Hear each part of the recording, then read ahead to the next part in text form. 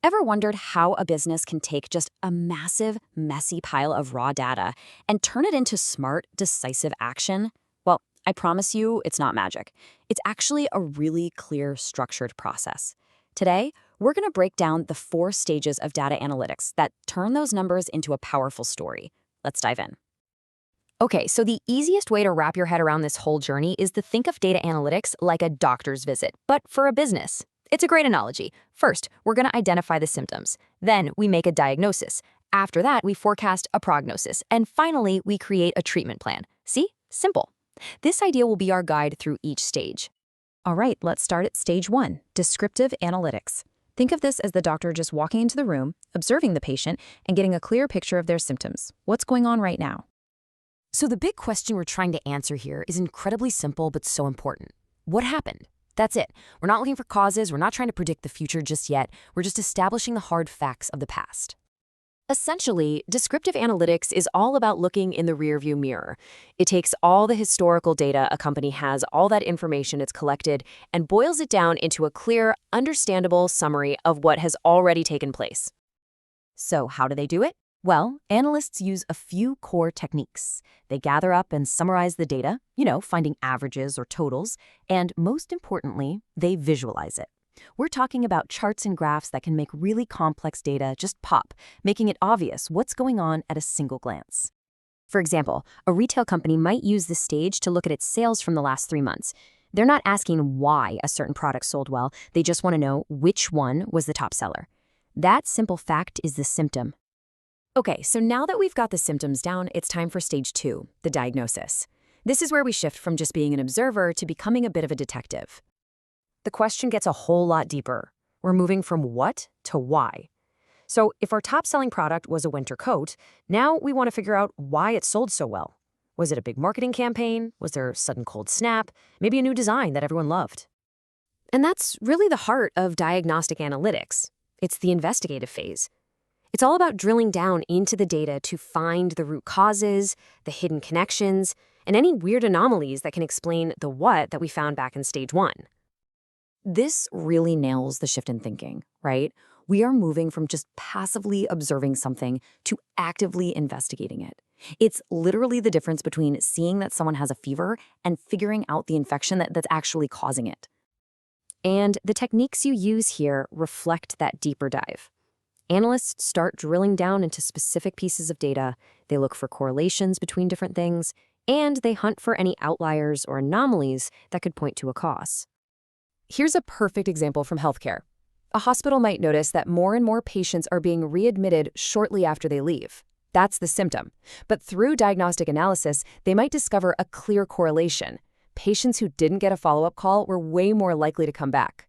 And there it is. That's the diagnosis. We've understood the past and the present, so now it's time to look into the future. Stage 3 is predictive analytics. In our doctor analogy, this is the prognosis, where we forecast what's probably going to happen next. And the key question driving this whole stage is the one everyone wants to know. Based on everything we've learned, what's likely to happen? This is where data analytics starts to feel like a genuine superpower. So what we're doing here is taking all of that rich historical data from the first 2 stages and feeding it into some pretty smart statistical models and machine learning algorithms to generate a forecast about the future. Now, this involves some pretty sophisticated methods. We're talking about things like regression analysis to find relationships between variables, time series forecasting to project trends over time, and even machine learning techniques to predict things like which customers are most likely to cancel their subscription. This slide shows the power of prediction perfectly. By analyzing a borrower's financial history and behavior, a bank can predict the likelihood that they might default on a loan. This isn't just about looking at the past, it's about being able to proactively manage risk in the future. And that brings us to the final and most advanced stage, prescriptive analytics. If prediction was the prognosis, this is the recommended treatment plan. This is where the data doesn't just inform us, it actually tells us what to do. We've gone from what happened to why to what will happen. The final question is honestly the most important one of all. So what? What should we do about it?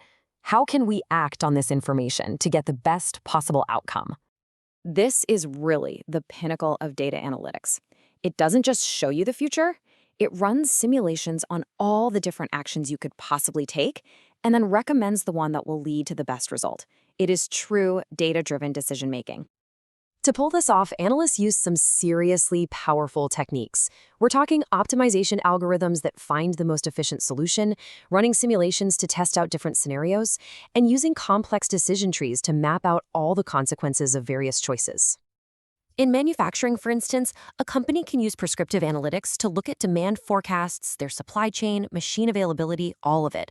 The system then recommends the single most efficient production schedule to cut down on waste and prevent delays. It's a precise, actionable plan straight from the data. So let's just quickly recap this whole journey. We started with descriptive analytics to see what happened, like our sales trends. Then we moved to diagnostic to understand why it happened. From there, we went to predictive to forecast what will happen, like which customers might leave. And we finished with prescriptive to decide what to do about it, like optimizing our delivery routes. Just remember that doctor's process: describe, diagnose, predict, and prescribe. Every single set of data is telling a story. It's a story about the past, the present, and the future. But that first stage, just describing what happened, that's only the first chapter. The real value, the real magic, comes from going deeper. So the final question is, are you ready to read past the first chapter?